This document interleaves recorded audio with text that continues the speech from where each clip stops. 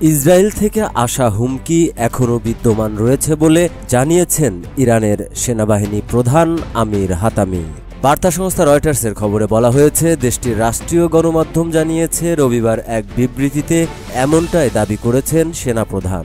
ইরানের রাষ্ট্রীয় বার্তা সংস্থা IRNA জানায়, হাতামি বলেছেন, 1% হুমকিকে 100% হুমকি হিসেবে বিবেচনা করা উচিত। আমাদের শত্রুকে অবমূল্যায়ন করা ঠিক হবে না বা তাদের হুমকিকে শেষ বলে ধরে নেওয়া যাবে না। তিনি আরও বলেন, ইসলামী প্রজাতন্ত্রের ক্ষেপণাস্ত্র ও ড্রোন শক্তি অক্ষত রয়েছে এবং অভিযানের জন্য প্রস্তুত রয়েছে।